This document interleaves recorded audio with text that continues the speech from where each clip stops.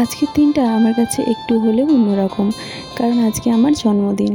So hello everyone, সবাইকে আমার একটা নতুন ভিডিওতে আবারও স্বাগত জানাই। তো দেখো, সকাল সকাল বিছানা টিছানা পরিষ্কার করে নিয়েছি। আর বিছানা পরিষ্কার করার পর স্নান করে চলে এসেছি। এবার পুজো দেব। তো পুজো দেওয়ার আগে আমি একটু ফ্রেশ হয়ে নিলাম। আর আজকে পরেছিলাম একটা লাল সুতির চাপা শাড়ি। আমি শাড়ি পরতে বরাবরই ভীষণ ভালোবাসি, শুধুমাত্র সময়ের অভাবে আর হয়ে ওঠে না। তা আজকে একটু সময় বার করে শাড়ি পরলাম। তারপর পুজো দিয়ে চলে গেলাম রান্নাঘরে রান্না করার জন্য। আজকে জন্মদিন বলে কিন্তু স্পেশাল কিছুই রান্না হয়নি। আর আমি যেগুলো খেতে ভালোবাসি সেগুলোই নিজে নিজে রান্না করেছি।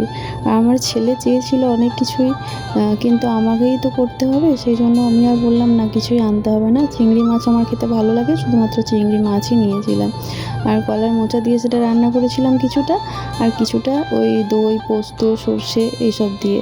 তো সেটারই রেসিপিটা তোমাদেরকে দেখালাম। প্রথমে দই, সর্ষে, পোস্ত একসাথে সব পেস্ট করে চিংড়ি মাছটা দিয়ে নুন হলুদ দিয়ে ম্যারিনেট করে রেখেছিলাম। তারপর কড়াইতে ওই কালো জিরে ফোড়ন দিয়ে ওই ম্যারিনেট করা মাছটা দিয়ে দিলাম এবং ঢাকা চাপা দিয়ে কিছুক্ষণ রাখতে হবে। তারপর ওটা থেকে ফ্লেভার বেরিয়ে এলে, মাছটা সেদ্ধ হয়ে গেলে সেটা নামিয়ে দিতে হবে। উপর থেকে একটু কাঁচা সর্ষের তেল ছড়িয়ে দিলে কিন্তু খেতে দুর্দান্ত হয়। তো রান্নাটা নিজে হাতে করতে হবে বলে সেটা কম করেছিলাম, কিন্তু খাবার দেওয়াটা আমার ছেলে দিয়েছিল। ও আমার জন্মদিন নিয়ে ভীষণ এক্সাইটেড ছিল। তো সেই জন্য সকালবেলায় বললো যে মামা, আজকে আমি তোমাকে খাবার সার্ভ করব, তুমি যেমন আমার জন্মদিনে থালা সাজিয়ে দাও, আজকে আমি তোমাকে দেবো।